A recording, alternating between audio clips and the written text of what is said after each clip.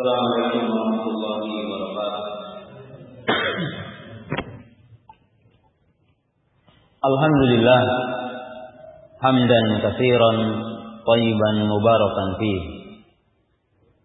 kama yuhibbu rabbuna wa yardah. Asyhadu an la ilaha illallah wahdahu la syarikalah wa asyhadu anna Muhammadan abduhu wa rasuluh. Wassalatu wassalamu ala Rasulillah wa ala alihi wa ashabihi wa man tabi'ahum bi ihsanin ila yaumiddin. Ya ayyuhalladzina amanu taqullaha haqqa tuqatih wa la tamutunna illa wa antum muslimun. I'lamu rahimakumullah fa inna khairal hadithi kitabullah wa khairal hadi hadi Muhammad sallallahu alaihi wasallam wa syarrul umuri muhdatsatuha wa kullu muhdatsatin bid'ah wa kullu bid'atin dhalalah wa kullu dhalalatin finnar.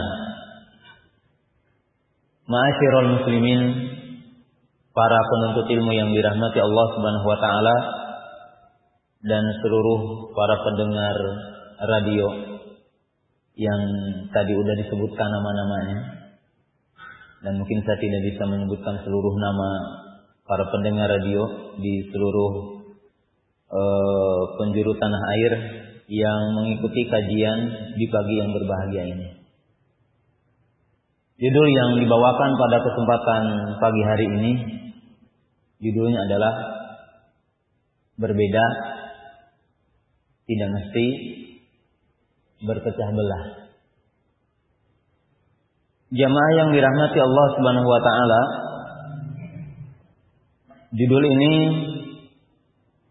tentunya perlu penjelasan agar tidak salah mengartikan dan tidak salah mempraktekannya. Jamaah yang dirahmati Allah Subhanahu wa taala,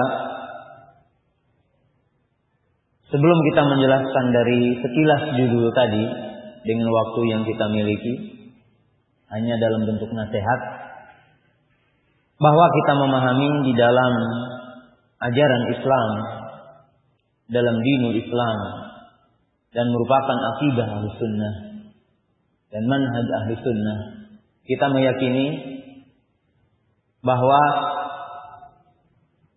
Allah Subhanahu wa taala memerintahkan umat Islam untuk bersatu dan melarang umat Islam untuk berpecah belah, melarang umat Islam untuk terjadi iftiraq, tafarruq, perpecahan. Bahkan Syekh Muhammad Ibn Abdul Wahhab rahimahullahu ta'ala menyebutkan dalam kitab Ushul Sittah, beliau menyebutkan bahwa perintah yang paling banyak setelah perintah bertauhid adalah perintah untuk ijtima, perintah untuk kita bersatu.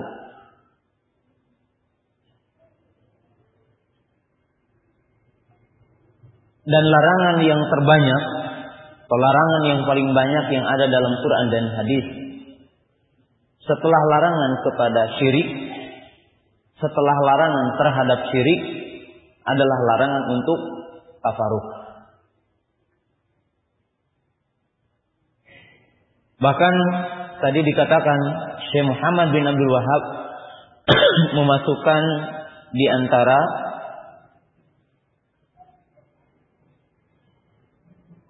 pokok yang 6 yang merupakan usul sittah. Jamaah yang dirahmati Allah Subhanahu wa taala, salah satu contoh Allah berfirman dalam surah Ali Imran,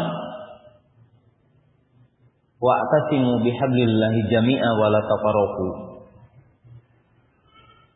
Wa qala Allah ta'ala wa la takunu kalladzina tafarraqu wa ikhtalafu.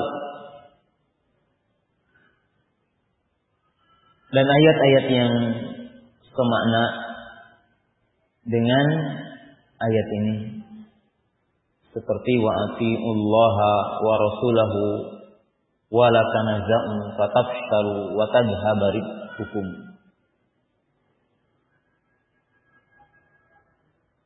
Dan nas-nas yang lainnya yang kita tidak asing lagi terhadap ayat-ayat yang menunjukkan bahwa kita harus bersatu dan dilarang kita untuk bercerai-berai. Dan kalau kita melihat nas-nas yang berkaitan dengan perintah istima dan larangan tafarruq, ayatnya pun, nasnya pun dari berbagai sisi. Nasnya sebagai berikut kalau kita melihat Al-Quran. Nas yang pertama berupa perintah dan berupa larangan secara zahir. Seperti Allah berfirman, wa'tasimu bihablillahi jami'an. Ini berupa perintah. Wa qala Nabi sallallahu alaihi wasallam, alaikum bil jamaah. Alaikum bil jamaah. Atau qala Nabi sallallahu alaihi wasallam, talzam jama'atal muslimina wa imamahum.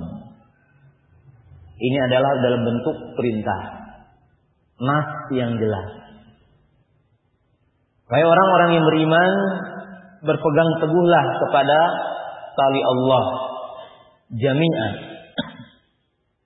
Walaupun memiliki banyak makna, tetapi salah satu maknanya dengan berjamaah.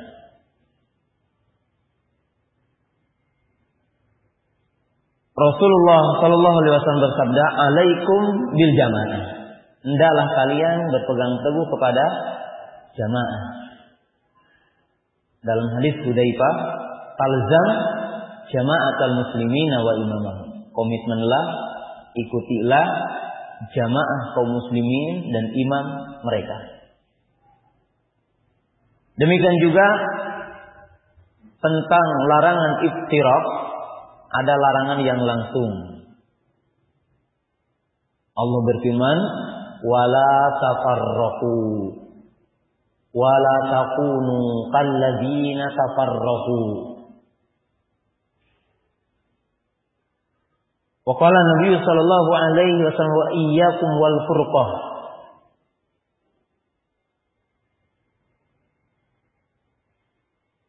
Allah berfirman, wala tafarraqu, dan janganlah kalian bercerai-berai.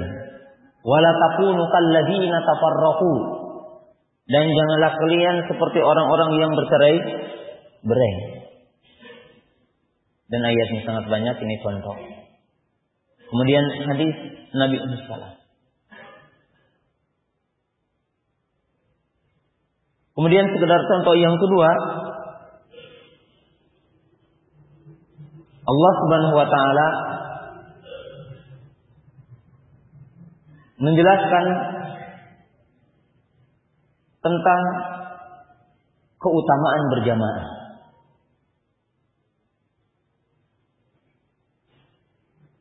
Dan berjamaah adalah senikmat-nikmat ataupun nikmat yang sangat besar. Menyebutkan pahalanya, menyebutkan keutamaannya. Allah berfirman dalam surat Ali Imran masih yang tadi, wadhkuru nikmatallahi. Allah Subhanahu wa taala memperingatkan kepada kita kepada nikmat yang sangat agung. Itu salah satunya adalah nikmat ijtima. Nikmat iktilaf. Nikmat persatuan. Sebagaimana dijelaskan dalam surat Ali Imran yang tadi. Memperingatkan kepada kita tentang nikmat ini. Bahkan nikmat yang Allah Subhanahu wa taala memperingatkannya secara khusus. Wadhkuru nikmatallahi 'alaikum id kuntum a'da'an fa'alafa baina qulubikum fa'asbahtum bi nikmatihi ikhwana. Jadi Allah Subhanahu wa taala memperingatkan tentang nikmat ukhuwah, nikmat istima, nikmat iktilaf, nikmat persaudaraan, nikmat persatuan, nikmat jamaah. Dan Allah Subhanahu wa taala memperingatkan kepada kita tentang salah satu bahaya perpecahan.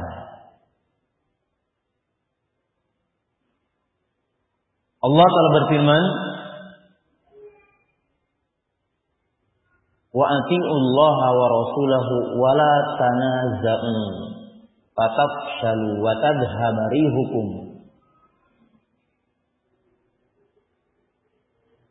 Allah menjelaskan, dan janganlah kalian bercerai-berai, bantah-membantah, terjadi pertikaian, maka akan menyebabkan hilangnya kekuatan kalian.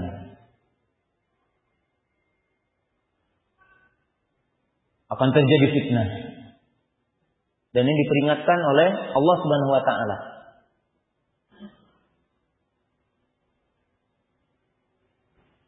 Demikian juga Rasulullah SAW di dalam hadis. Kemudian yang ketiga, Allah Subhanahu wa taala memberikan contoh di dalam ayat Al-Qur'an tentang persatuan dan apa akhir yang didapatkan oleh mereka yang bersatu. Dan Allah Subhanahu wa taala di dalam ayat Al-Qur'an menjelaskan tentang contoh manusia yang iftiraq, manusia yang ikhtilaf, berpecah belah, lalu ujungnya.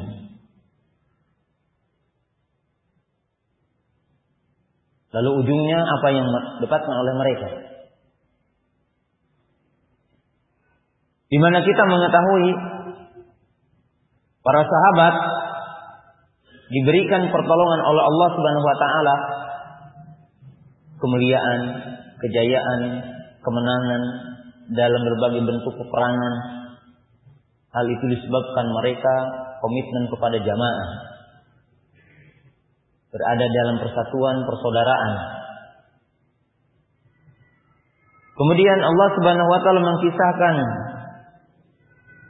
dari orang-orang kafir, Yahudi ataupun Nasrani, dan orang-orang yang mengikuti mereka seperti orang-orang munafik, apa akhir yang terjadi di kalangan mereka. Allah Subhanahu wa taala memperlihatkan. Sehingga ada ungkapan para ulama yang tadi bahwa perintah yang paling banyak setelah perintah tauhid adalah perintah untuk istima. Dan larangan yang terbanyak setelah larangan kepada kesyirikan, larangan terhadap kesyirikan, larangan terhadap syirik adalah larangan untuk berpecah belah, larangan untuk iftiraq. Jamaah yang dirahmati Allah Subhanahu wa taala,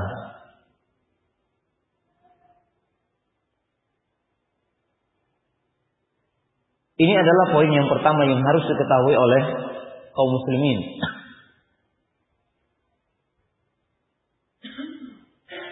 Kemudian setelah kita mengetahui bahwa iftiraq istima, maka kita akan definisikan dulu istima yang dimaksud. Di dalam Al-Quran dan hadis, yang di situ setiap manusia akan mendapatkan pujian, berada di atas pujian. Dan apa yang dimaksud dengan iftiraq? Yang di situ pelakunya mendapatkan kehinaan, celaan, bahkan azab dari Allah Subhanahu wa taala. Maka jamaah yang dirahmati Allah Subhanahu wa taala, yang dimaksud adalah istima, ay al-istima'u 'ala din, yakni 'alal Islam. Wal istima'u 'ala sunnah. Al-istima'u 'alal haq. Yang dimaksud istima yang pelakunya akan mendapatkan pujian adalah istima bersatu di atas Islam.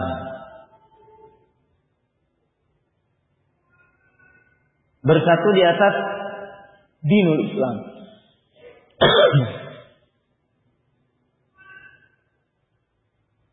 Istima ala sunnah.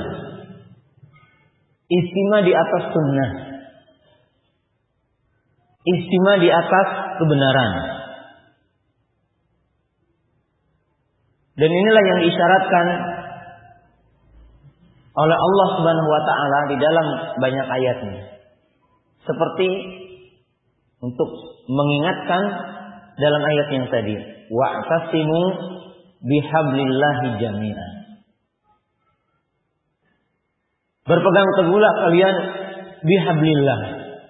Hablullah, tali Allah. Dan para ulama kalau menafsirkan hablullah dengan beberapa tafsir. Salah satu tafsir dari hablullah wal Islam, dia adalah Islam. Wa qala ba'dul mufassirin hablullah al-Imam al-Bukhari al-kitab wa sunnah. Yang dimaksud dengan hablullah Al-Qur'an dan sunnah. Sebagian para ulama ada yang mengatakan dia adalah sunnah. Dan tidak bertentangan, ini tafsir semua. Ini yang dinamakan dengan tafsir tanawu, istilah tanawu. Kaum muslimin, para jamaah, para thalabatul ilm yang dirahmati Allah Subhanahu wa taala. Maka ini yang dimaksud adalah istima di atas Islam. Istima di atas Quran. Istima di atas sunnah. Dan Nabi Shallallahu Alaihi Wasallam menjelaskan, tetap tadi ke ummati ila salasin wa sab'ina firqatan kulluha fin nari ila wahidah. Qalu wa ma hiya al wahidah ya Rasulullah? Qala hiya al jamaah. Dan Rasulullah SAW telah menjelaskan dalam hadis iftiraqul ummah, umatku akan berpecah belah menjadi 73 golongan. Semuanya terancam dengan api neraka kecuali satu. Waqala hiyal jamaah. Yang satu itu adalah al-jamaah. Maka yang dimaksud dengan jamaah adalah al-haq. Salah satu makna yang disebutkan oleh para ulama. Yang dimaksud dengan jamaah adalah ahlul haq yang membawa kebenaran. Yang dimaksud dengan jamaah adalah sunnah.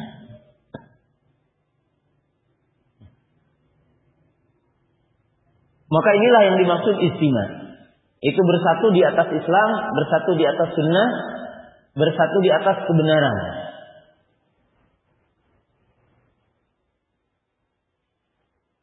Dan bersatu di atas seorang imam muslim.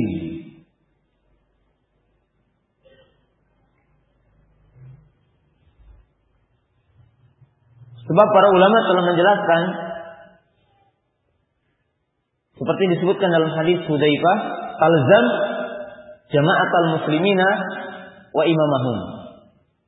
Komitmenlah kepada jamaah muslim dan imam mereka. Maka dengan itu Imam Asy-Syatibi, Imam Al-Qurtubi menjelaskan, salah satu makna jamaah adalah Amirul Mukminin atau Khalifah. Yani idza istama'al muslimuna ala amirin. Yang dimaksud dengan jamaah apabila kaum muslimin sepakat terhadap seorang amir yang dibai'ahnya.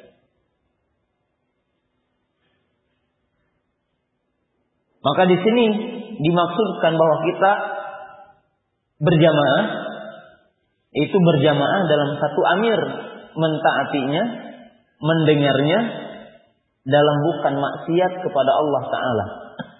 Maka ini adalah istima yang mamduh. Jadi persatuan yang diperintahkan oleh Allah Ta'ala.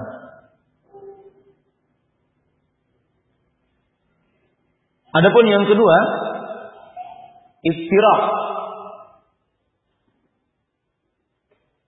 yaitu perpecahan atau berpecah belah, atau dalam makna ini meninggalkan, memisahkan diri.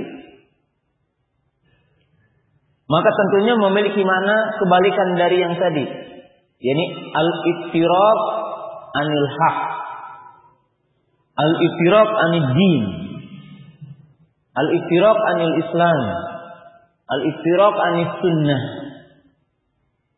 al-iftiraq an jama'atil muslimin. Maka iftiraq yang tercela yang disebutkan di dalam Quran ataupun hadis memiliki makna iftiraq dalam arti dia menyelisihi, berpaling, memisahkan diri dari dinul Islam. Fatadayyana bidini bighairi dinil Islam. Maka dia beragama dengan agama yang bukan Islam. Al-iftiraq anis sunnah, itu orang yang iftiraq dari sunnah, berpaling dari sunnah.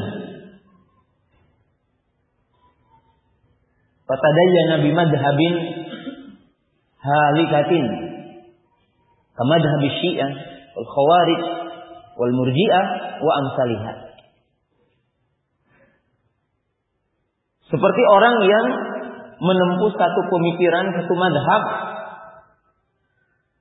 madhab yang menyelisihi ahlu sunnah, yang menyelisihi sunnah seperti madhab Syiah, madhab Khawarij, madhab Murji'ah dan yang lainnya. Al-iftiraq an jama'atil muslimin, atau dia iftiraq dari jamaah muslimin. Al-khuruj an ta'atil amir, seperti keluar dari ketaatan dari pemimpin yang hak, pemimpin yang dia memiliki kekuatan teritorial, mengangkat pemimpin yang lainnya, atau dia mengingkarinya, padahal dia masih muslim. Maka ini adalah iftiraq yang madmum. Maka dengan itu juga ada istima yang madmum. Kapan istima itu madmum? Anda bersatu tapi juga tercela. Karena tidak selamanya bersatu adalah tercela. Tidak selamanya bersatu adalah terpuji, maaf. Suatu ketika bersatu adalah tercela. Bagaimana? Al-istima alal batil, al-istima ala ghairi dinil Islam, al-istima ala bid'ah, al-istima alal ma'siyah. Seperti orang yang bersatu tapi bukan di atas dinul Islam. Yang menyatukan dia bukan dinul Islam. Bersatu di atas bid'ah, bersatu di atas maksiat, bersatu di atas kebatilan. Maka walaupun mereka bersatu, maka mereka tercela. Sebagaimana orang-orang kafir bersekongkol dalam kekafirannya. Maka demikian juga iftiraq ada yang mamduh. Iftiraq ada yang mamduh. Berpecah, memisahkan diri, berpaling dari satu perkumpulan, dari satu jamaah, terkadang mamduh. Itu apa? Al-iftiraq anil batil, al-iftiraq an ghairi dinil Islam, al-iftiraq anil bid'ah, al-iftiraq anil maksiyah.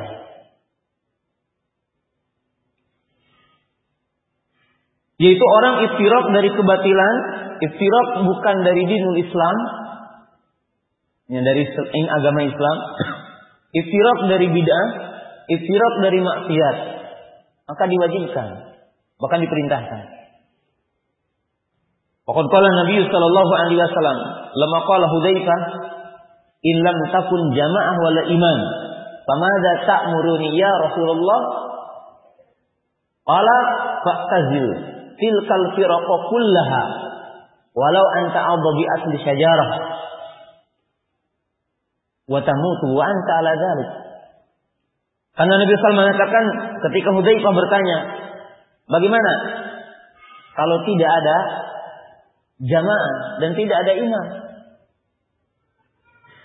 Yang dinamakan satu ketika akan menjadi kaum ghuraba. Maka Rasulullah SAW menjawab, tinggalkanlah firqah-firqah itu. Tinggalkanlah sekte-sekte yang menyimpang. Tinggalkanlah hizb-hizb tersebut. Walaupun engkau sendirian, seolah-olah engkau berada di sebuah tempat yang terpencil, memegang akar-akar pohon, dan engkau masih dalam seperti itu. Dan engkau komitmen di atas sunnah, iftirak dari seluruh manusia, dan engkau seperti itu, maka engkau terpuji. Dan Al-Quran mencisahkan bagaimana Ashabul Kahfi, ketika mereka meninggalkan keluarganya, meninggalkan masyarakatnya, maka mereka pergi menyelamatkan agamanya. Oleh sebab itu di dalam hadis tentang ghuraba, Nabi SAW setidaknya mensifati kaum ghuraba dengan 3 sifat. Jadi hadis ghuraba, ketika Nabi SAW mengatakan fatuba lil ghuraba, famanil ghuraba, maka Nabi SAW menyebutkan sifat ghuraba di antaranya dengan 3 sifat. Sifat yang pertama beliau mengatakan aumun salihun qalilun fi unasin su'in katsir. Man ya'sihim aktsaru mimman yuti'uhum. Yang pertama yang dimaksud dengan kaum ghuraba adalah orang-orang yang soleh yang jumlahnya sedikit. Di tengah-tengah manusia yang buruk. Buruk akhlaknya, buruk akidahnya, buruk cara ibadahnya dan sebagainya. Dalam hadis yang kedua Nabi SAW mengatakan, unasun yuslihuna idza fasadan nas. Yang dimaksud dengan kaum ghuraba itu orang yang melakukan pembaharuan, orang yang melakukan tajdid, orang yang melakukan islah, pembaharuan, melakukan perubahan, merombak setelah terjadi keburukan di tengah-tengah manusia ini. Merombak akidah manusia yang telah menyimpang, merombak akhlak manusia yang telah buruk, merombak tata cara ibadah mereka, tata cara muamalah mereka, jual beli yang telah menyimpang dari din Islam. Mereka melakukan tarbiyah, artinya memberikan pelajaran, membimbing orang dikembalikan kepada keaslian agama ini. Sedangkan yang ketiga, Nabi SAW menjelaskan ketika ditanya pamanil ghuraba, qala fi riwayah alladzina yafirruna bidinihim anil fitan. Itu orang-orang yang lari dari fitnah menyelamatkan agamanya. Maka di sini menunjukkan bahwa suatu ketika orang terpuji karena iftirak. Wa qad qila, artinya yaqulu ba'du musyrikin li Rasulullah SAW, Muhammad faraqan. Dan orang-orang musyrikin Quraisy pun telah menuduh Muhammad, itu Nabi kita Muhammad SAW, Nabi kita dikatakan sebagai pemecah belah umat. Ayufariqu baina ahlil haq wa yufariqu baina ahlil batil. Di mana Nabi SAW itu memisahkan antara hak dengan batil, syirik dengan tauhid, sunnah dengan bid'ah, maksiat dengan taat. Nah, dengan itu manusia terbagi. Ada yang taat, ada yang maksiat. Nah, Jemaah yang dirahmati Allah Subhanahu wa taala. Ini adalah iftiraq dan istima. Qad yakunu mamduhan wa qad yakunu madmuman, dengan perincian yang tadi. Setelah kita paham ini, poin selanjutnya. Allah Subhanahu wa taala di dalam ayat Al-Qur'an, kemudian juga Nabi SAW menjelaskan di dalam ayat Al-Qur'an, ikhtilaf wal iftiraq. Ikhtilaf dan iftiraq yang terjadi pada manusia amrun aradahullahu ta'ala kaunan. Walakin lam yuridillahu syara'an. Apa yang terjadi iftiraq, perselisihan di antara manusia, perselisihan di antara Bani Adam, dan pertikaian di antara keduanya, dua kelompok, dan terjadinya ikhtilaf,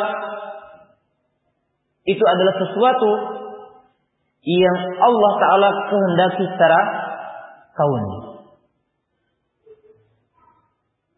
Jadi Allah Subhanahu wa Ta'ala kehendaki secara kauni, di mana perpecahan ini mesti terjadi.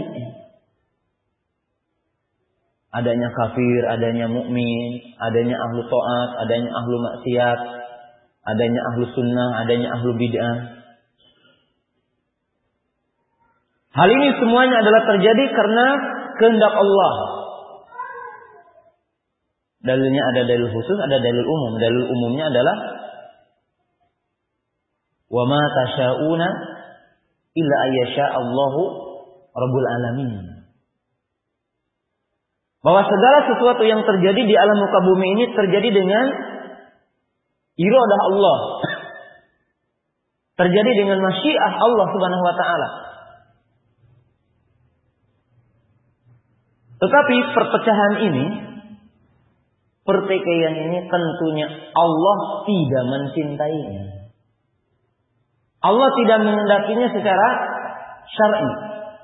Karena menurut ahli sunnah, iradatullah ta'ala tanqasimu ila qismaini. Iradah syar'iyah, kauniyah, wa iradah syar'iyah. Karena iradah Allah Ta'ala ada dua. Ada iradah kauniyah yang identik dengan apa? Masyiah. Ada iradah syar'iyah yang berkaitan dengan mahabbah dan ridha Allah Subhanahu wa taala. Maka jamaah yang dirahmati Allah Subhanahu wa taala, Allah tidak mencintai perpecahan ini. Allah Ta'ala tidak mencintai ikhtilaf. Allah membencinya. Maka oleh sebab itu Allah Subhanahu wa taala mensyariatkan manusia untuk bersatu dan menjelaskan sebab-sebab untuk bersatu. Allah Ta'ala melarang kita untuk bercerai-berai. Allah Ta'ala melarang kita untuk berpecah belah. Dan Allah Subhanahu wa taala pun dan syariat ini melarang setiap wasilah untuk bercerai-berai. Kita berikan contoh ya untuk pendekatan pada poin ini. Ketika Allah Subhanahu wa taala memerintahkan kita bersatu, maka Allah Subhanahu wa taala mensyariatkan sebab-sebab untuk wasilah bersatu. Seperti apa? Perintah untuk saling mencintai. Perintah untuk mengucapkan salam ketika ketemu. Perintah untuk bermuka ceria ketika bertemu. Perintah untuk saling membantu. Perintah untuk saling tolong menolong. Bahkan perintah yang sangat berat dilakukan oleh setiap muslim, al-ithar alal ghair, untuk mendahulukan orang lain. Bahkan diperintahkan mencintai yang lain seperti mencintai dirinya sendiri. La yu'minu ahadukum hatta yuhibba li akhihi wa yuhibbu li nafsihi. tidak sempurna iman seseorang sehingga seseorang itu mencintai saudaranya seperti mencintai dirinya sendiri. Dan Rasulullah SAW menjelaskan tentang wasilah untuk persaudaraan ini. Wasilah untuk ikhtilaf. Qala Nabi SAW, ayun nasi khair. Qala Nabi SAW, anfa'uhum linnas. Nabi SAW pernah ditanya, manusia yang mana yang paling baik? Manusia yang paling bisa memberi manfaat kepada yang lainnya. Bahkan jamaah yang dirahmati Allah Subhanahu wa taala, Allah Subhanahu wa taala di dalam ayat Al-Qur'an mengumpamakan iman seperti pohon kurma. Di mana disifati kasyajaratin thayyibah, bagaikan pohon yang baik. Mukmin itu thayyib. Thayyibun fi kalamihi. Thayyibun fi harakatihi. Seorang mukmin itu thayyib, baik. Baik apanya? Baik tutur katanya, baik pergerakannya, baik kebijakannya, baik kata-katanya, baik perbuatannya. Tidak melakukan sebuah aktivitas, baik ucapan ataupun perbuatan, kecuali memberi manfaat kepada yang lain. Karena pohon kurma itu pohon yang dikatakan semua bagiannya bermanfaat. Jadi seluruh komponen, seluruh bagian, seluruh unsur dari pohon kurma itu memberikan manfaat. Maka seorang mukmin seluruh unsurnya harus memberi manfaat. Tidak ada yang memudaratkan. Kedua matanya, kedua telinganya, kedua tangannya, kedua kakinya. Memberi manfaat kepada yang lain. Sebaliknya, Allah Subhanahu wa taala, Nabi SAW telah menjelaskan di dalam ayat Al-Quran dan di dalam hadis, setiap wasilah yang akan menyebabkan pertikaian, yang akan menyebabkan perselisihan, yang akan menyebabkan iftiraq, dilarang. Contohnya apa? Wala tabaghadu, wala tadabaru, wala tanajasu, wala yabi'u ala bai'aqi, wala yahtubu ala khitbati ahi. Khamsah. Wala tabaghadu, dan janganlah kalian saling membenci. Wala tadabaru, dan janganlah kalian saling berpaling. Ya, kalau ketemu jangan saling berpaling. Hatinya bersih. Kemudian wala tanajasu, dan tidak boleh tanajus. Ya, najas. Kalau dalam jual beli najas ini salah satunya apa? Ada bai'un najas. Apa bai'un najas itu? Biasanya dalam dunia lelang, di mana seseorang menawar dengan harga yang tinggi agar datang lagi yang menawar lebih tinggi, karena dia telah melakukan persekongkolan dengan pemilik barang itu. Ya, punya mobil dia katakan 150 juta, padahal dia tidak bermaksud membeli, agar yang lainnya bilang 160. Ini salah satu bentuk najas dalam jual beli.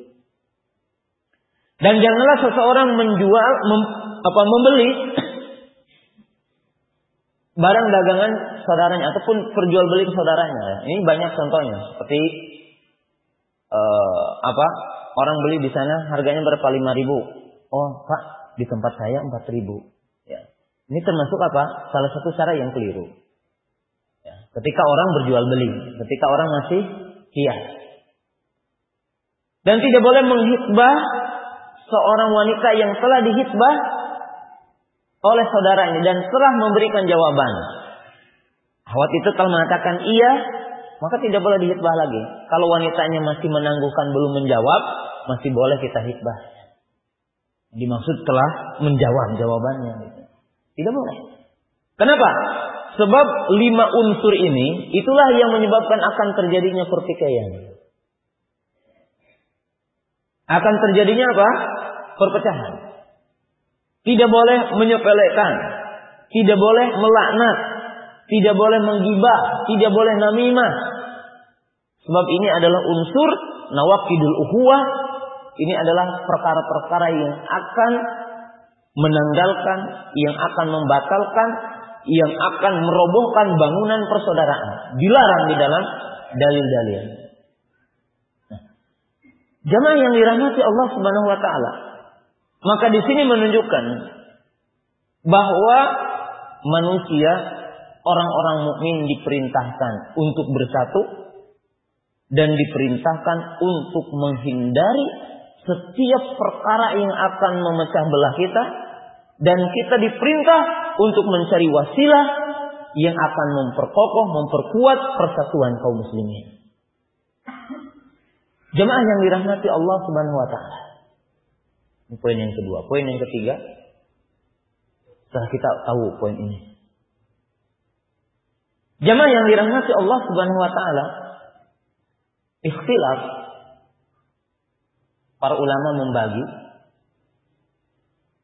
dari sisi nanti hukum boleh atau tidak boleh, dan bagaimana kita berinteraksi dengan ikhtilaf ini. Di mana para ulama mengatakan ikhtilaf ada dua. Yang pertama yang dinamakan oleh para ulama ikhtilaf suri dunal hakiki. Atau qala ba'dul ulama ikhtilaf tanawwu. Jenis yang pertama ikhtilaf suri dunal hakiki. Ikhtilaf yang bukan sesungguhnya, tapi hanya dalam bentuk ikhtilaf, tapi zahirnya bukan ikhtilaf. Atau para ulama mengenalnya dengan ikhtilaf tanawu. Seperti apakah ini ikhtilaf? Para ulama memberikan contoh. Seperti ikhtilafnya para ulama tafsir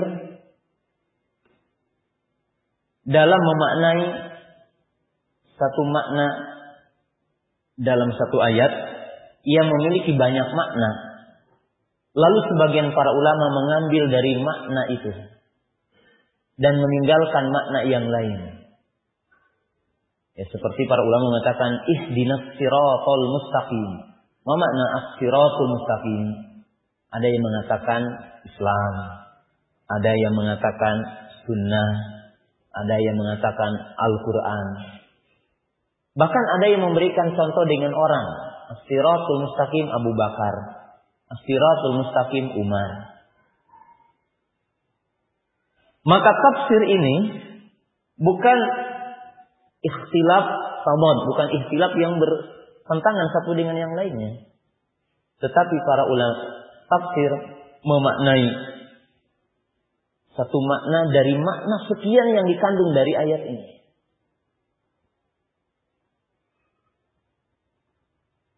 Maka ini yang dinamakan dengan ikhtilaf suri. Artinya memang ada ikhtilaf, tapi hakikatnya tidak ikhtilaf. Dan ini terjadi dalam memahami din ini. Sedangkan yang kedua adalah ikhtilaf tabad. Itu ikhtilaf yang kontradiktif. Ikhtilaf hakiki, ikhtilaf yang nyata. Jadi ikhtilaf yang nyata. Dan para ulama membagi secara umum kepada dua. Ikhtilaf tabad, itu ikhtilaf sa'i wa ikhtilaf ghairu sa'i. Ikhtilaf artinya perbedaan. Perbedaan yang nyata ada dua. Pertama, ikhtilaf ghairu sa'i. Ikhtilaf yang tidak boleh. Yang makna ayat-ayat yang tadi menuju ke sini.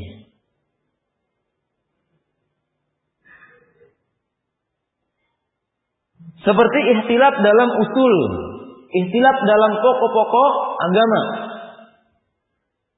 Seperti umpamanya ijma tidak ada lagi nabi. Lalu ada seseorang mengatakan ada lagi nabi. Karena ini adalah ikhtilaf dalam usul yang disepakati. Atau ikhtilaf dalam sesuatu yang mahwa mahkum bi daruri. Artinya sesuatu yang telah diakui baik oleh orang awam ataupun oleh orang yang alim, seperti wajibnya sholat. Lalu ada orang mengatakan sholat tidak wajib, saum tidak wajib, atau sesuatu yang telah merupakan perkara ijma ahlu sunnah, yang merupakan kesepakatan ahlu sunnah. Seperti umpamanya ijma tentang tingginya Allah di atas aras, ijma tentang orang-orang beriman akan melihat Allah nanti yaumul qiyamah, ijma bahwa Allah memiliki nama dan memiliki sifat. Walaupun mungkin kalau satuannya mungkin saja ada ikhtilaf, seperti ada yang menetapkan ini, ada yang tidak menetapkan ini, tergantung zahir atau tidak zahirnya anak ayat itu. Ataupun ijma yang merupakan itu adalah ijma ahlu sunnah tentang sebuah manhaj. Seperti wajibnya kembali kepada Al-Quran dan sunnah. Wajibnya mendahulukan Al-Quran dari akal. Maka barang siapa yang menyelisihi ini, yang menyelisihi manhaj ini, jelas dia adalah menyimpang. Sesat, menyimpang. Ini adalah poin yang pertama. Poin yang kedua adalah ikhtilaf sa'id. Ikhtilaf sa'id ini apa? Ikhtilaf dalam masalah furu' fi masail al-ijtihadiyah. Yaitu perbedaan dalam masalah-masalah yang cabang dalam kaidah ijtihadiyah. Di dalam masalah cabang juga kalau itu dohir nasnya ya tidak boleh. Ini dalam masail ijtihadiyah. Dalam sebagian pendapat para ulama dalam masalah akidah juga ada ikhtilaf. Ya seperti kita sepakat Allah punya nama, punya sifat. Tetapi terkadang para ulama berbeda pendapat apakah ini termasuk sifat Allah atau bukan. Ya mungkin ada hadisnya yang mensahihkan, bagian ulama tidak mensahihkan hadisnya. Ikhtilaf dalam cabangnya. Walaupun sepakat bahwa ini adalah Allah punya nama, Allah punya sifat, wajib menetapkan nama Allah, wajib menetapkan sifat Allah. Tapi mungkin kalau satuannya ada perbedaan. Ketika terjadi perbedaan sahih ataupun dhaifnya dalam satu nas yang berkaitan dengan hal itu. Nah, jamaah yang dirahmati Allah Subhanahu wa taala, kita mengetahui ikhtilaf sa'id. Ikhtilaf yang boleh, perbedaan yang boleh. Atau dalam bahasa kita perbedaan, ikhtilaf yang ditoleri. Di mana di antara kedua yang berbeda itu tidak dihukumi sebagai yang sesat atau mubtadi. Ya, seperti dalam masalah-masalah fikih, contohnya, apakah menyentuh istri batal wudu atau tidak? Apakah memegang zakar batal wudu atau tidak? Apakah memakan daging unta membatalkan wudu atau tidak? Apakah kalau kita memegang Quran harus toharoh syarat atau hanya mustahab? Ya. Apakah wanita yang sedang haid boleh masuk masjid atau tidak? Ya. Dan masalah-masalah yang lain yang para ulama dari zaman ke zaman, dari waktu-waktu, dari masa para sahabat sampai hari ini terjadi perbedaan. Maka ini dinamakan oleh para ulama adalah ikhtilafus sa'id. Ikhtilaf yang boleh. Dan termasuk di dalamnya mungkin dalam bagian yang pertama yang kita akan singgung dalam kesempatan pagi yang berbahagia ini adalah ikhtilaf fil amalil islami. Ikhtilaf perbedaan dalam profesi keahlian amal kaum muslimin. Dalam bagian mengembangkan dinul Islam ini. Dalam bagian mendakwahkan dinul Islam ini. Sebagian kaum muslimin ada yang profesinya berdakwah. Sebagian kaum muslimin ada yang profesinya mungkin keahliannya membuat lembaga pendidikan. Ada yang amalnya dia keluar berdakwah, ada yang amalnya mungkin dia sibuk di lembaga pendidikan. Ada yang amalnya sibuk dalam dunia ekonomi yang syar'i. Kaum muslimin berbeda-beda ya. Bahkan mungkin suatu ketika ada orang yang sibuk membikin rumah sakit yang di situ dipisah, ini dokternya laki-laki, ini dokternya perempuan. Kemudian diberikan tentang adab-adab bagaimana menjadi seorang dokter. Kaum muslimin akan berbeda-beda. Amal. Yang itu semuanya adalah berkaitan dengan din ini. Berkaitan dengan syariat ini. Mungkin nanti ada lembaga pendidikan yang di situ khusus. Lembaga pendidikan ilmu hadis. Lembaga pendidikan ilmu Quran. Lembaga pendidikan otomotif. Nanti mungkin seorang salafi tidak mengatakan, oh ini udah menyimpang dari manhaj salaf. Kenapa? Buka sekolah otomotif. Ya terkadang orang yang baru ngaji itu menganggap kalau orang itu bikin sekolah otomotif, oh ini udah menyimpang dari manhaj salaf. Kenapa? Karena mungkin dia menganggap ya, yang namanya sekolah salafi itu harus ya tadi aja.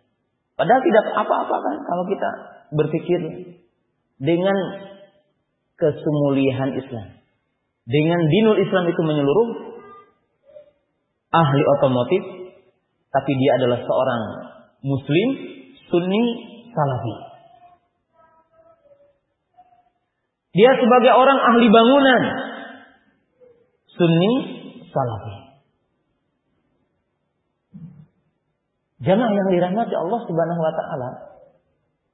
Dengan itulah Asy-Syaikh Al-Imam Asy-Syanqiti rahimahullahu taala ketika beliau menyebutkan ayat surah Al-Isra ayat 9, "Inna hadzal Qur'an yahdil lillati hiya aqwam."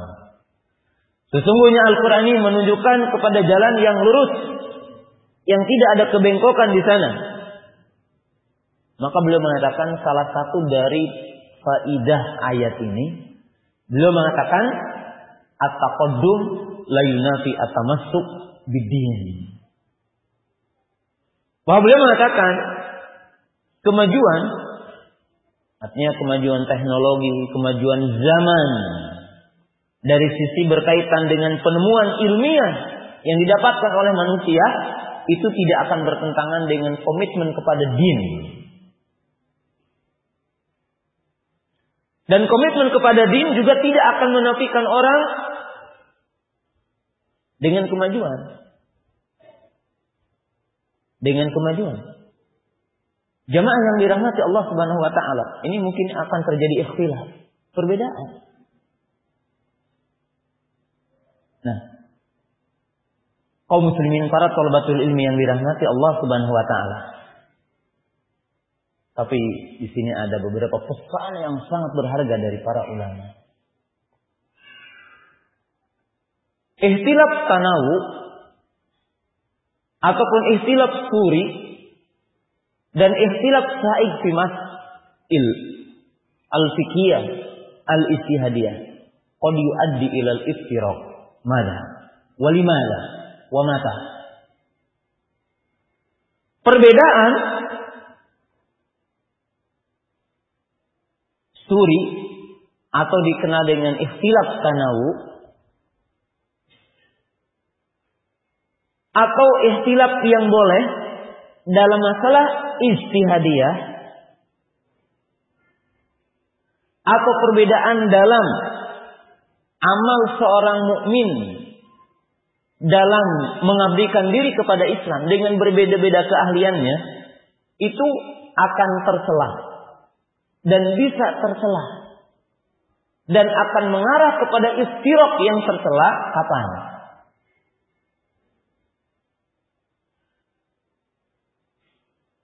Jemaah yang dirahmati Allah Ta'ala, ini bisa terjadi kalau sebab-sebabnya bukan yang disyariatkan, atau dia terjerumus kepada sesuatu yang dilarang. Seperti al-hasadu fima bainahuma. Seperti terjadinya hasad di antara kita. Maaf, Ini bikin sekolah. Bikin lagi di sana umpamanya. Tidak apa-apa sebenarnya. Lakin in kana bainana al-hasad wal bughd. Tapi kalau yang melatari, yakni yang memberikan dorongan kita dan latar belakangnya adalah hasad di antara kita dan kebencian di antara kita, maka tentunya adalah buahnya adalah iftiraq. Akan terjadi perselisihan, akan terjadi pertikaian setelah. Sebab Allah Ta'ala akan memunculkan apa-apa yang ada dalam hati kita. Maka dengan itu Nabi SAW mengatakan, innamal a'malu binniyat wa innamal likulli imri'in ma nawa. Termasuk jamaah yang dirahmati Allah Ta'ala, kaum muslimin, ketika berbeda komunitas terjadi persaudaraan. Ahli sunnah ketika jauh komunitasnya, maka terjadi persaudaraan. Tetapi ketika kita berkumpul, kenapa terjadi pertikaian? Kenapa ketika kita itu berada dalam satu komunitas terjadi pertikaian? Kenapa ketika kita berada di atas di arah barat, ketika seorang berada di atas timur, ketika yang satu berada di utara, satunya ada di selatan, terjadi persaudaraan. Tetapi ketika kita berkumpul terjadi pertikaian. Salah satunya dimungkinkan niat setiap di antara kita ketika berkumpul itu beda-beda. Maka Allah memunculkan apa yang ada dalam hati kita. Demikian juga ikhtilaf ijtihadiyah. Ikhtilaf dalam masalah ijtihad. Masalah furu'iyah. Al-ijtihadiyah. Yang sifatnya ijtihad. Kalau dilandasi dengan ta'assub. Kalau dilandasi dengan takabbur. Ketika seseorang menjelaskan fikih dan mentarjih, lalu dia menampakkan ketakaburan bagaimana mampunya dia mentarjih hadis. Bagaimana dia bisa memisahkan sahih dan dhaif. Bagaimana dia itu bisa mampu memperlihatkan usul fikihnya. Lalu menampakkan seolah-olah dia yang paling alim. Maka keilmuannya membuahkan ta'assub banyak orang. Sehingga terjadi pertikaian dengannya. Jamaah yang dirahmati Allah Subhanahu wa taala. Oleh sebab itu kita melihat dalam sepanjang sejarah ketika ta'assub kepada imam yang empat. Kita lihat dalam ungkapan mereka, tentunya ungkapan-ungkapan ini keliru. Orang-orang yang ta'assub fanatik kepada Imam Abu Hanifah, mereka mengatakan Abu Hanifah siraju hadihil ummah. Abu Hanifah adalah pelita umat ini. Padahal yang memberikan cahaya adalah apa? Allah. Orang yang ta'assub dengan Imam Malik, mereka mengatakan laukana Malik lakana dinu halik. Kalau tidak ada Imam Malik, agama ini akan rusak.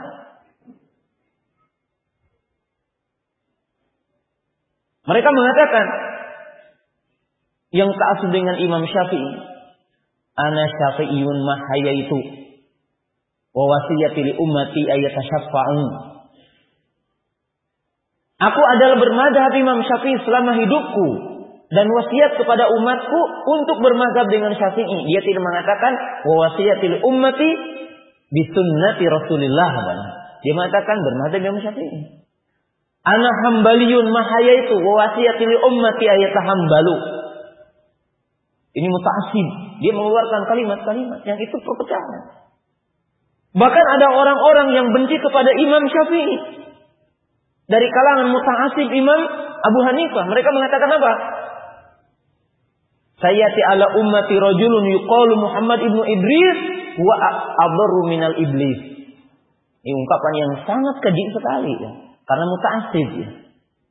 Dia mengatakan nanti akan muncul seseorang yang bernama Muhammad ibnu Idris. Dia lebih berbahaya ketimbang iblis. Allahu Akbar, ini kalimat yang keji sekali ya. Kenapa? Muta'assib ya. Padahal perbedaannya apa? Perbedaan huruf, usul, ijtihadiyah dalam cabang ijtihad. Tapi ketika di sini ta'assub ya, maka terjadi pertikaian. Ya. Demikian jamaah yang dirahmati Allah Subhanahu wa taala, ketika perbedaan amal Islami, amal ya orang berkhidmat untuk Islam beda-beda gitu. Mungkin satu orang bikin di sini, satu orang bikin di sana dan sebagainya. Kalau yang melatar belakanginya adalah al-bugdu, al-hasadu, hubbur riasah, hubbud dunya. Kalau yang melatar belakanginya karena dia adalah senang dengan jabatan. Kalau di sini saya tidak punya jabatan, tapi kalau bikin lagi saya jabatannya lain. Contoh ya. Jangan ditafsirkan, jangan diambil istimbat. Ini contoh semuanya. Siapa aja? Tidak berbicara satu tempat atau di mana, enggak. Ini semuanya. Kalau orang berpikirnya lain, kalau saya di sini tidak punya jabatan, tapi kalau pindah saya mudirnya. Di sini cuma jadi ustaz biasa umpamanya. Nah ya. Kalau pindah saya jadi mudir gitu kan lain. Kemudian apa? Hubul mal. Kalau di sini bayarannya segini, saya pindah ke sana, insya Allah bayarannya lebih besar. Insya Allah itu akan jadi ustaz yang lebih miskin lagi. Kalau seperti itu. Padahal jamaah yang dirahmati Allah Ta'ala kalau jadi ustaz berpikirnya apa? Bagaimana saya bisa memberikan kepada orang lain? Karena ulul himmah itu yadul ulya khairun min yadi suflah. Kalau ini yang menjadi latar belakang, kalau ini yang menjadi motivasi seperti hari ini. Ya. Seperti kita melihat dalam dunia, mungkin sekarang orang berpartai. Dari partai ini, pindah ke partai ini, pindah ke partai yang sana. Dilamar dengan partai yang sana, dia merasa dikibulin, pindah ke sana. Kenapa? Karena tadi tujuannya dunia, bukan dakwah. Maka pertikaian ini akan muncul dari perkara yang boleh tadi. Kalau yang menjadi latar belakangnya bukan din. Maka jelaslah Allah Subhanahu wa taala menyatakan wadhkuru ni'matallahi id kuntum a'da'an fa'allafa baina qulubikum fa asbahtum bi ni'matihi ikhwana. Yani bi ni'matil Islam, bi ni'matis sunnah. Kalau yang menjadi ikatan kita adalah iman, kalau menjadi ikatan kita adalah Islam, kalau menjadi ikatan kita adalah sunnah, ukhuwah Islamiyah, maka itu akan abadi. Tapi kalau yang dunia itu tidak ada abadi. Sehingga ada orang berkata, tidak ada teman yang abadi, yang ada adalah kepentingan yang abadi. Nah, jamaah yang dirahmati Allah Subhanahu wa taala, itu adalah sebuah peringatan. Ya. Jadi Allah Subhanahu wa taala menjelaskan, ini poin yang ketiga. Bahkan kita mengetahui sampai satu saat hatta di Ka'bah di Masjid Nabawi salat 4 imam. Karena perbedaan madhab. Halaqah Hambaliyah, halaqah Syafi'iyah, halaqah Malikiyah, halaqah Hanafiyah. Walaupun sekarang udah tidak ada, alhamdulillah. Bahkan di satu tempat ada yang sholat subuh 2 kali. Kenapa? Karena ada yang pendapat jumhur indal golas masih gelap. Ada pendapat ulama Hanafiyah indal istiror. Setelah kelihatan terang. Sholat 2 kali. Bahkan mungkin kita lihat dulu ada sholat. Ini sholat yang subuhnya kunut. Sobat atau sholat yang subuhnya tidak kunut. Sholat 2 kali. Dan itu ikhtilaf sahih. Ikhtilaf yang boleh. Tapi ketika ta'assub, maka jamaah yang dirahmati Allah Ta'ala terjadilah ikhtilaf. Maka dengan itu jamaah yang dirahmati Allah Ta'ala, kaum muslimin yang dirahmati Allah Subhanahu wa Ta'ala, sebab itulah yang harus kita tempuh. Sebab untuk istima' harus kita tempuh. Kemudian sebab untuk ittirab harus kita jauhi. Baru kita akan tergambar ukhuwah. Kalimat yang terakhir. Nasihat pada kesempatan pagi hari ini.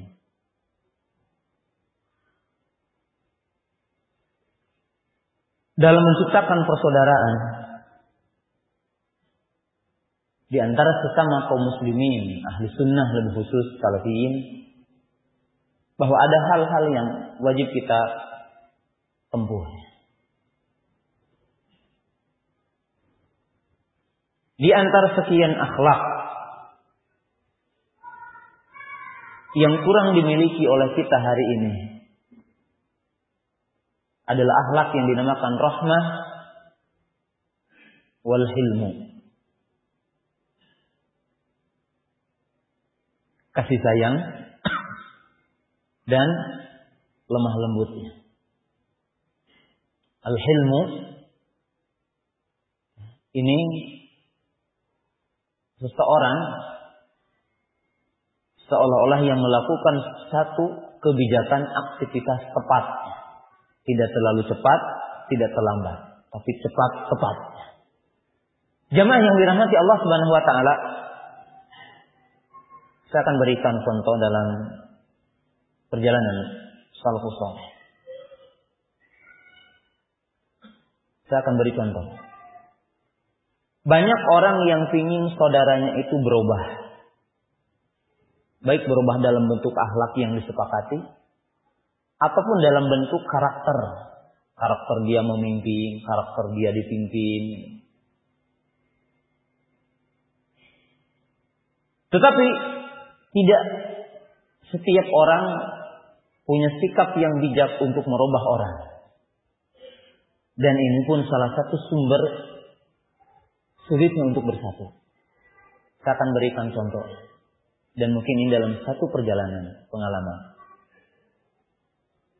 Satu ketika saya pernah dimarahi oleh orang yang punya jabatan dan punya harta.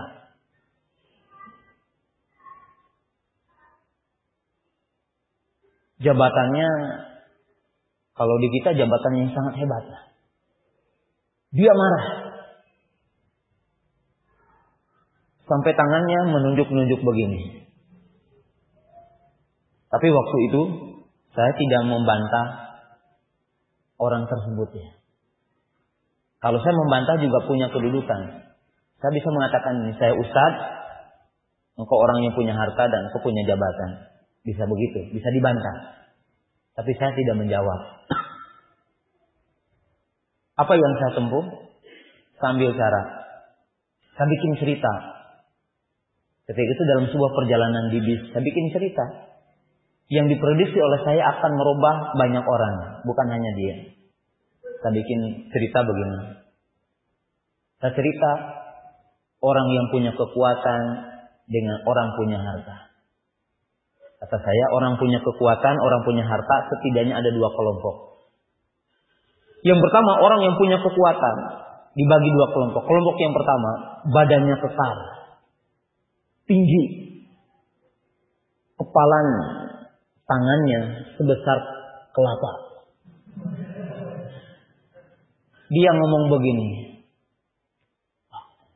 gembira katanya aku. Bahkan kata-katanya alhamdulillah. Tadi pagi aku telah memukul si fulan sampai pingsan.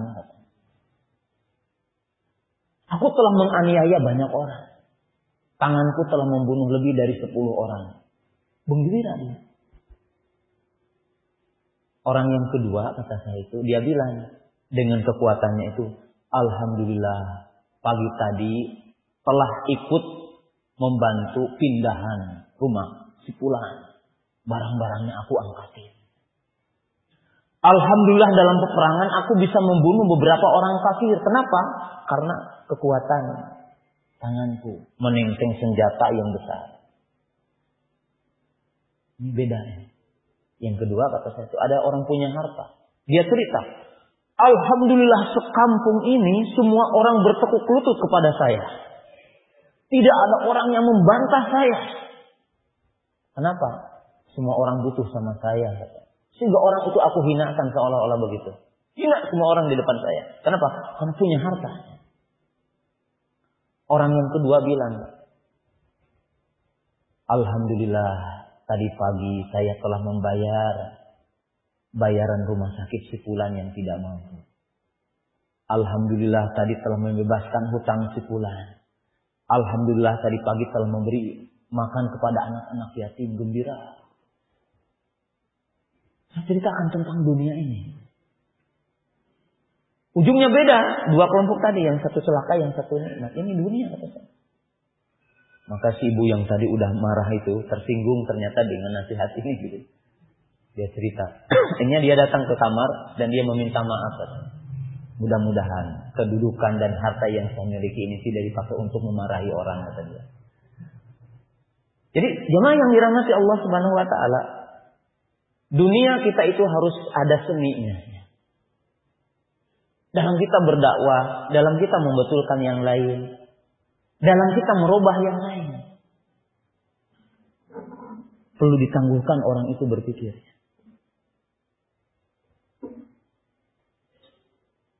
Dan ini tentang dunia. Jemaah yang dirahmati Allah Subhanahu wa taala. Mungkin sebagai kalimat terakhir saya berikan contoh. Tidaklah kita mengetahui ketika Nabi SAW ada orang yang mengatakan, ini sudah diulang-ulang. Dia mengatakan saya ingin masuk Islam, tapi jangan dilarang berzina.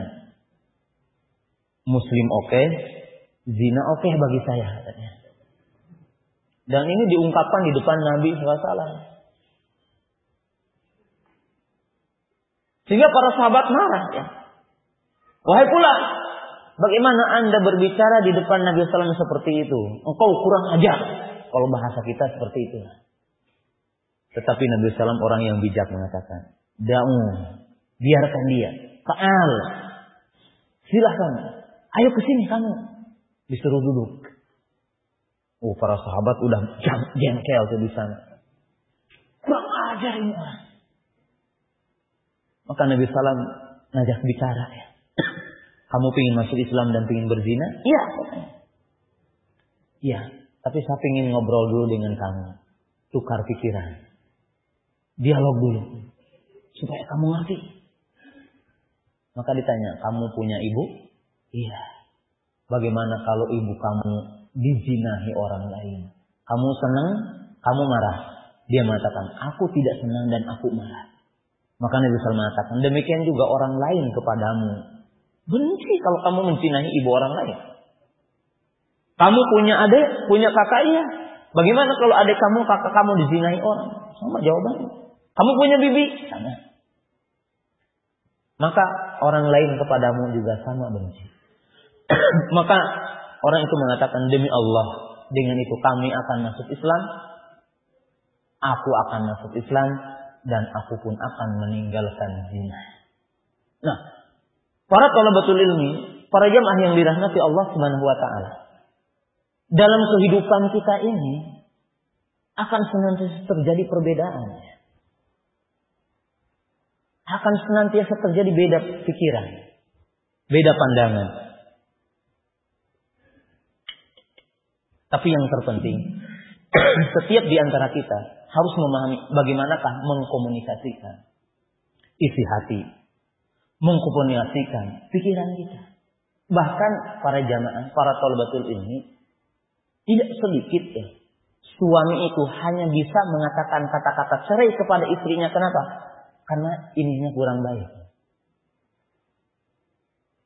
Istrinya memang salah. Gitu. Tapi dia tidak bisa bagaimana melarang istrinya. Dia tidak bisa bagaimana mengarahkan istrinya. Sehingga kata-katanya cuma, aku ceraikan kamu kalau tidak begini. Hanya bisa itu. Kenapa? Karena tidak bisa berkomunikasi.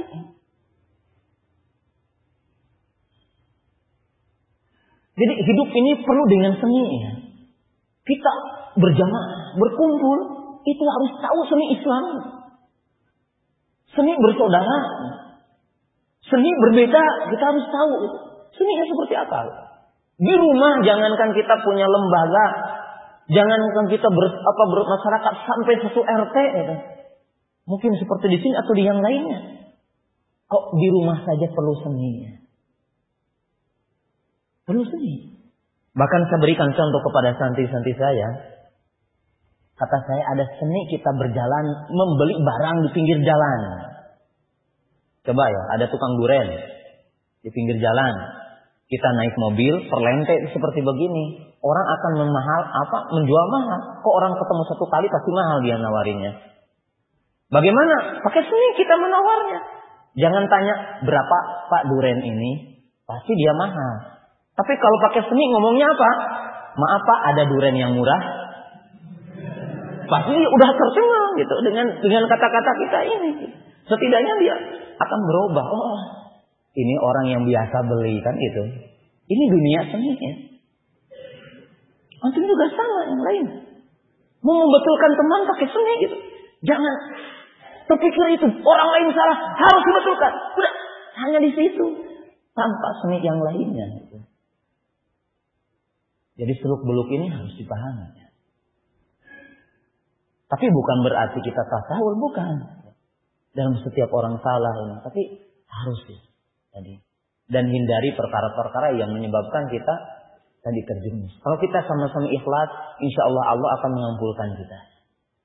Barangkali para talabatul ilmi yang dirahmati Allah Subhanahu Wa Taala, demikian yang sudah disampaikan dalam kesempatan pagi hari ini.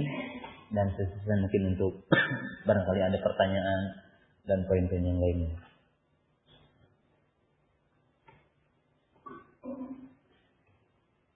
Demikian apa yang dipaparkan, materi yang dipaparkan oleh Rasulullah dari yang terjadi pada para peserta Ikhwan Akhwat bagi yang ingin menanyakan pertanyaan-pertanyaan bisa ditulis di kertas, kemudian diserahkan ke depan, dan kita akan memutuskan untuk menjawab pertanyaan-pertanyaan yang berkaitan dengan materi yang dibahas. Ada pertanyaan yang masuk melalui radio. Ustaz, dakwah salaf adalah dakwah bersatu. Namun biasanya yang ada kalau orang mengaji dakwah salaf justru malah berjauhan. Bagaimana tanggapan Ustaz? Ya. Kaum muslimin, para pendengar radio di mana saya berada. Ya. Tadi sudah saya jelaskan bahwa iftiraq ataupun ikhtilaf ada sebabnya dari sisi-sisi yang lain. Yang itu akan menimpa kepada siapa saja. Sebagaimana telah dijelaskan oleh para ulama. Jadi dakwah salaf, dakwah ahli sunnah adalah dakwah yang mengajak kepada persatuan, dakwah yang menyatukan umat ini. Akan tetapi dari sisi individunya, orang yang berada di atas mazhab ini, mereka bisa terjerumus kepada sebuah istilah ataupun iftiraq. Hal itu ya disebabkan sebab-sebab yang tadi. Imma disebabkan orang tersebut tidak menunaikan hak-hak, kewajiban-kewajiban yang menjadi wasilah untuk bersatu, atau disebabkan seseorang itu melakukan perkara-perkara yang menjadi wasilah untuk pertikaian ataupun perceraian, seperti tadi hubud dunia, hubur riasah, al-hasad. Seperti orang itu cinta dunia, cinta kedudukan, atau kebencian yang ada di dalam hatinya, hasad yang ada dalam hatinya. Maka dengan sebab ini terjadi pertikaian. Tetapi sisi yang kedua juga perlu dipahami oleh kita. Seandainya terjadi ikhtilaf di kalangan ahlu sunnah hari ini, tetap akan lebih baik mereka itu ketimbang ikhtilafnya di antara ahlu bid'ah. Kenapa? Sebab ikhtilafnya ahli sunnah, jika terjadi, artinya individunya, perorangannya, maka mereka bukan ikhtilaf di dalam usulnya, bukan ikhtilaf dalam pokoknya. Tetapi dari sisi mereka tidak menunaikan hak-hak sesama muslim, hak-hak sesama ahli sunnah dengan sempurna. Tetapi ikhtilaf di antara ahlu bid'ah, ikhtilaf di antara ahzab, ikhtilaf yang terjadi pada pokoknya. Sehingga mereka akan saling mengkafirkan satu dengan yang lainnya. Tetapi di antara ahlu sunnah tidak. Wallahu ta'ala. Jadi pertanyaan selanjutnya, pertanyaan yang wajib dijawab. Tidak ada tulisannya wajib dijawab. Assalamualaikum. Imam Ahmad dan Imam Syafi'i bila salah satunya menjadi imam sholat, maka yang menjadi makmum mengikuti gerakan sang imam, meski sang makmum tidak paham dalam hal gerakan. Tapi mengapa saat ini Ustaz Sunnah tidak mempraktikkan hal yang sama? Apakah praktek seperti ini terpuji atau tercela? Sepertinya ada yang tidak konsisten dalam kesatuan yang membuat jemaah ini. Jemaah yang dirahmati Allah Subhanahu wa taala, mengikuti gerakan salat. Jadi mengikuti gerakan salat. Tentunya kita mengetahui fa idza kabbara fakabbiru wa idza raka'a farka'u wa idza rafa'a farfa'u wa idza sajada fasjudu hatta an qala fa idza sallama fasallimu. Innama ju'ilal imamu liyu'tama bihi. Nabi SAW menyatakan sesungguhnya imam diangkat untuk diikuti. Apabila dia takbir, maka takbirlah kamu. Apabila dia ruku, maka rukulah kamu. Apabila dia bangkit, maka bangkitlah kamu. Dan apabila sujud, maka sujudlah kamu. Sampai kepada apabila ia salam, maka salamlah kamu. Maka di sini jamaah yang dirahmati Allah Subhanahu wa taala dalam mengikuti imam dan gerakan imam, kita mentafsir. Kalau perbedaan imam dengan makmum, perbedaan imam dengan makmum, perbedaan dalam usul, saya kira sepakat tidak boleh mengikuti imam. Contoh kalau imamnya itu 5 rakaat sholat asar, kira-kira rakaat yang kelima diikuti enggak dengan dalil yang tadi? Inamaju ilal imam liyu'tamma bihi. Tidak. Sepakat apabila ditakdirkan ada imam sholatnya 5 rakaat sholat asar, maka wajib atas seluruh kaum muslimin tidak mengikuti rakaat yang kelima ini. Maka wajib makmum mufaraqah. Kenapa? Karena menyelisihi apa-apa yang telah ijma kaum muslimin. Ya. Kalau terjadi perbedaan dalam masalah ijtihadiyah, contoh, imamnya sholat 2 rakaat, sholat subuh. Apakah dia tawaruk atau dia iftirosh? Apakah dia tawaruk atau dia apa? Iftirosh. Apakah makmum wajib mengikuti imam? Kalau imamnya itu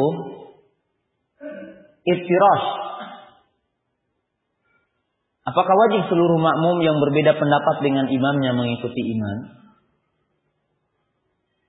Maka para ulama berbeda pendapat dari sisi itu. Kenapa? Karena yang tidak boleh itu tadi mendahului atau menyamai imam. Kalau perbedaan fikih tidak termasuk dalam nas tadi. Fa idza kabara fakabiru wa idza raka'a farfa'u wa idza rafa'a farfa'u wa idza sajada fasjud wa idza salama fasalimu. Maka kalau berbeda tentang tadi isi hadiah, ini apa? Tidak mengapa. Jadi tidak apa? Tidak mengapa terjadi perbedaan. Maka di sini juga tadi isi hadiah. Jadi kalau tidak mengikuti imam juga tadi dihormati karena perbedaan apa? Isi hadiah. Sekarang bagaimana kalau perbedaan itu yang satu mengatakan bid'ah, yang satu mengatakan tidak bid'ah? Contoh, maaf ya, kunut subuh. Ya, kunut subuh ini sebagian para ulama mengatakan bid'ah. Tetapi bukan berarti pelakunya dikatakan mubtadi, tidak mesti ya. Tapi perbuatannya bid'ah. Kenapa? Karena mereka mengatakan tidak ada dalilnya. Sebagian para ulama mengatakan sunnah ya. Seperti ulama Syafi'iyah. Nah, jamaah yang dirahmati Allah Subhanahu wa taala, sekarang terjadi perbedaan antara makmum dengan imam. Makmumnya mengatakan sunnah kunut subuh. Dan wallahu ta'ala tidak ada ulama yang mengatakan wajib ya kunut subuh. Setahu saya dalam penelitian ulama ya ahlu sunnah, kunut subuh adalah apa? Mustahab. Jadi kalaupun lupa tidak wajib sujud sahwi ya kalau tidak kunut apa? Subuh. Hatta dalam ungkapan mereka. Nah, jamaah yang dirahmati Allah Subhanahu wa taala. Nah, maka bagaimana? Apakah orang apabila imamnya kunut, dia juga wajib mengangkat tangan dan kunut subuh? Kunut gitu. Atau dia ikut dengan imam, tidak mufaraqah, tapi tidak mengangkat tangan dan tidak ikut. Nah, jamaah yang dirahmati Allah Subhanahu wa taala, di sini terjadi perbedaan dari sisi memahami. Nah, kalau orang mengatakan bid'ah, maka tidak mungkin dia akan melakukan bid'ah karena tadi mengikuti imam. Maka dia sholat bersama imam dan tidak mendahului imam, tetapi dia tidak apa? Tidak ikut. Dan tidak menyelisihi apa? Hadis yang tadi, fa idza rafa'a farfa'u wa idza sajada fasjudu wa idza salama fasalimu. Karena ini tidak termasuk dalam yang tadi. Termasuk dalam yang tadi menurut ulama ini. Jadi penanya yang saya hormati, maka sebagian orang tidak mengikuti imam dalam perkara yang berbeda, itu juga ikhtilaf isi hadiah, maka itu pun dihormati. Bagi yang berpendapat mengikuti imam, silahkan, dan itu pun ada ulamanya. Jadi jamaah yang dirahmati Allah Ta'ala, saya katakan itu semuanya komitmen dengan pendapat tadi. Kalau tadi dikatakan penanya berarti tidak ada komitmen, tidak ya. Karena mungkin sang penanya tidak secara sempurna memahami ikhtilaf. Maka dengan itu thalabul ilmi harus memahami perbedaan para ulama dari sisi perincian dan tafsirnya. Wallahu ta'ala. Saya pertanyaan selanjutnya dari para penanya yang mendengarkan radio. Assalamualaikum Ustaz. Bolehkah membuat suatu lembaga dalam rangka memajukan Islam, tapi untuk mendapatkan izin dengan lancar kita melakukan kuat? Jamaah yang dirahmati Allah Subhanahu wa taala, wallahu taala a'lam. Sebenarnya tidak perlu melakukan itu. Kenapa jamaah yang dirahmati Allah Subhanahu wa taala? Bahwa orang yang jujur dan komitmen kepada kebenaran, Allah Subhanahu wa taala akan memberikan kemudahan baginya. Tetapi kalau kita membuat lembaga harus membayar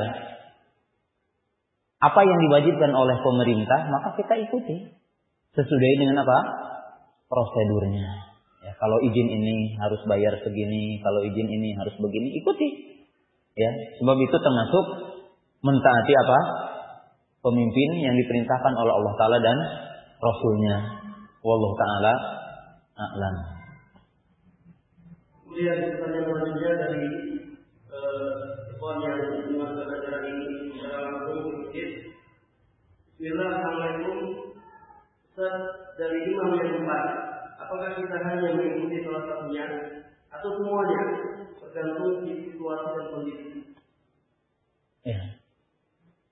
Mereka berkata, idza sahal haditsu fahuwa madhhabi. Wa qala ajma'al muslimuna anna man tabayyana lahul haditsu fala yahilla lahu an yada'ahu liqauli ahadin. Wa qala khudh haitsu akhadna. Au khudu haitsu akhadna. Au kama qalu. Mereka mengatakan, idza sahal haditsu fa huwa madhhabi. Apabila sah hadis, maka itu adalah madhabku. Perkataan ini menunjukkan bahwa kebenaran apa yang sesuai dengan dalil Al-Quran atau Sunnah. Mereka mengatakan ijma kaum muslimin apabila sampai kepada seseorang itu dalil hadis, maka tidak halal bagi seseorang untuk meninggalkan hadis karena mengikuti pendapat seseorang. Mereka mengatakan, ambillah dari mana aku mengambil pendapat itu. Imam Ahmad mengatakan, aku sangat heran kepada orang yang apabila disampaikan olehku hadis, maka dia mengatakan, aku mengambil perkataan Imam Malik, aku mengambil perkataan Imam Tsauri, aku mengambil perkataan Imam Al-Auza'i rahimahullahu ta'ala. Maka kesimpulan dari ulama yang empat mewajibkan kepada setiap mukmin, setiap muslim al-amal bid-dalil. Jadi setiap di antara kita diwajibkan untuk beramal dengan dalil Quran ataupun Sunnah. Adapun pendapat para ulama yang empat, maka kita mengambil wasilah untuk mengambil agama ini. Tapi bukan tujuan bahwa agama diambil dari mereka. Allah Ta'ala alam. Kemudian pertanyaan yang lewat radio. Ustaz, saya meyakini sholat tarawih 2 rakaat. Tapi imam mengerjakan sholat tarawih 4-3. Untuk menjaga kesatuan umat, saya makmum mengikuti imam atau bagaimana? Ya, Allah Ta'ala mengikuti imamnya. Enggak, kenapa? Bahwa sholat tarawih ada yang 4 kemudian 3. Dan Syekh Albani rahimahullahu ta'ala ya memasukkan hadis Aisyah radhiyallahu ta'ala anha. Walaupun pendapat jumhur ulama, bahkan mungkin ini ya seperti mendekati ijma, tapi wallahu alam, tapi pendapat jumhur saja bahwa sholat malam itu 2 rakaat. Berdasarkan hadis yang umum, ketika Abdullah bin Umar bertanya tentang sholat malam, faqala Nabi sallallahu alaihi wasallam, sholatul laili masna. Sholat malam adalah 2 rakaat. Maka hadis yang menyebutkan 4-3, para ulama menjelaskan 2 kemudian beristirahat, 2 kemudian apa? Beristirahat, artinya 2 rakaat salam, kemudian beristirahat, 2 rakaat kemudian salam, 2 rakaat kemudian salam, kemudian selanjutnya adalah witir, dan ini digabungkan, dijama dengan hadis sholatul laili masna. Sholat malam adalah 2 rakaat. Tetapi kalau ditakdirkan imamnya melakukan 4-3, maka bagi makmum sholat bersama imam, wallahu ta'ala a'lam. Terlebih ya sebagian para ulama seperti Syekh Albani dalam kaifiyah sholat malam ataupun sholat tarawih, beliau memasukkan dari jenis-jenis sholat malam. Karena sholat malam ini ada yang 13 jumlahnya, ditambah dengan sholat istiftah 2 witirnya 1, ada yang witirnya 5, ada yang witirnya 7, ada yang witirnya 9 rakaat, ada yang witirnya 3. Ya. Kemudian pertanyaan selanjutnya, Ustaz, bagaimana cara mengatasi ustaz-ustaz yang berseteru di pesantren kampung saya? Bagaimana? Hingga menyebabkan komunikasi ustaz yang satu dengan ustaz yang lain kurang terjalin. Tolong dijawab karena penting. Ya.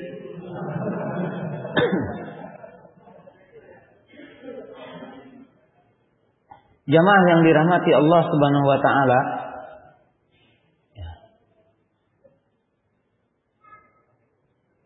setiap di antara kita perselisihan itu di mana saja kadang terjadi. Pertama harus kita perhatikan, karena syaitan laknatullah sangat memiliki kebutuhan, sangat berkeinginan untuk terjadi ikhtilaf. Karena ikhtilaf salah satu pintu masuknya syaitan. Maka jamaah yang dirahmati Allah Subhanahu wa taala, bagaimana kita? Thalibul ilmi punya kewajiban. Kalau Syekh Mukbil rahimahullahu taala, beliau menyebutkan ada 6 nasihat. Saya akan sebutkan 2 nasihat di antara 6 itu. Yang pertama, al-ishtighal bil ilmi. Kita sibuk mencari ilmu. Jangan sibuk dengan adanya perbedaan. Ataupun mungkin adanya fitnah. Adanya fitnah. Yang kedua, Syekh mengatakan, sibukkanlah dengan apa yang dibutuhkan oleh orang. Jamaah yang dirahmati Allah Ta'ala, saya berikan gambaran. Begitu banyak kaum muslimin itu asing dengan agamanya. Bahkan saya gambarkan, ada orang yang asing dengan sholat jenazah. Sampai ada jamaah, Pak Ustaz, sholat apa tadi? Aku menunggu sujud dan ruku, tidak ada. Kok tiba-tiba salam? Sholat apa ini? Ternyata itu adalah sholat jenazah, sholat mayit. Dia tidak tahu. Ada orang yang tidak tahu apa itu syirik. Mereka menyangka kalau datang meminta ke kuburan bukan syirik. Ini namanya tawasul. Kalau mempercayai ada kekuatan dari keris, itu enggak musyrik. Selama kita meyakini Allah katanya memberikan kekuatannya. Jadi dibolak-balik gitu, dirusak gitu. Dia tidak tahu itu syirik. Nah, kalau sekarang para thalabatul ilmi ya, lebih sibuk kepada 2 sisi ini, kita akan melupakan pertikaian, biarkan. Kita bukan bagiannya hari ini. Kita bukan bagiannya hari ini. Kemudian yang terakhir, kan udah adzan ya? Udah adzan? Oh, adzan jam 12. Masih ada. Poin yang sangat penting tadi adalah 2 nasihat dari Syekh Mukbil rahimahullahu taala. Ada 6, tapi ambil 2 ini. Kita sibuk dengan ilmu, sibuk dengan apa yang dibutuhkan orang. Nah, saya tanya antum, bagaimana kalau antum lebih sibuk ngajak orang untuk sholat, ngajak orang untuk ngaji, ngajak orang untuk paham akidah, kita ngobrol dengan orang, daripada kita bertanya, gimana sih Ustadz Anu? Gimana sih Ustadz Anu? Ada apa sih Ustadz itu? Coba bermanfaat mana antum? Daripada masuk ke sini. Kalau antum tidak tahu ini, tidak apa-apa, tidak akan diikom. Tapi kalau tidak tahu tentang masalah, apa itu tauhid, apa itu tauhid asma wa sifat, bagaimana wudu yang benar, silakan. Tapi kalau tidak tahu ini,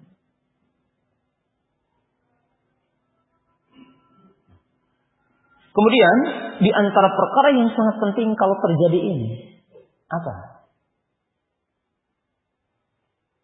Jangan larut dengan berita ya. Kalau hidup itu jangan larut dengan berita ya. Termasuk jamaah yang dirahmati Allah Ta'ala. Pas tanggal 9 apa kemarin? 9 April ya. Di seluruh jagat Indonesia, kaum salafiyin direpotkan dengan tanggal 9 ini. Kenapa? Karena setiap di antara antum dengan berita palsu itu mungkin. Atau berita yang dibesar-besarkan oleh sebagian. Kalau tidak begini akan begini. Sehingga melakukan apa yang tidak semestinya. Kenapa? Sibuk ya. Coba kalau antum tidak ke sini. Jangan telinga ini itu, telinga kita kalau berkaitan dengan fitnah lebar-lebar gitu. Bahkan sampai begini gitu ya. Sampai bertanya. Cara bertanya pun jatuh ya. Bagaimana memancing orang agar terbuka. Tapi giliran tentang ilmu akidah, tentang fikih, tidak bisa kita bertanya gitu. Kalau bertanya tentang fitnah pandai sekali supaya terbuka fitnah ini. Coba kita rubah ya, kebiasaan kita ini.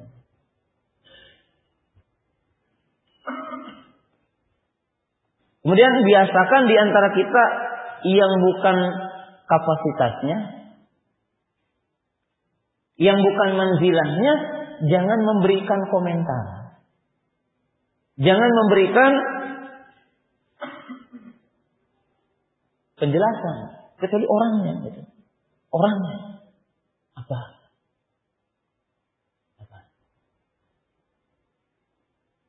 Dan banyak hal di antara kita. Kemudian kalau terjadi memang ustadz kita salah atau dianggap salah, tadi kalaupun akan menasehati, nasehatilah dengan cara yang hak. Sebab ada istilah tujuan yang hak harus dibarengi dengan wasilah yang hak. Jangan sampai tujuannya benar tapi wasilahnya batil. Akan terjadi masalah. Tujuannya hak, wasilahnya apa? Hak. Caranya adalah apa? Hak. Dan ini harus dipelajari Allah Ta'ala.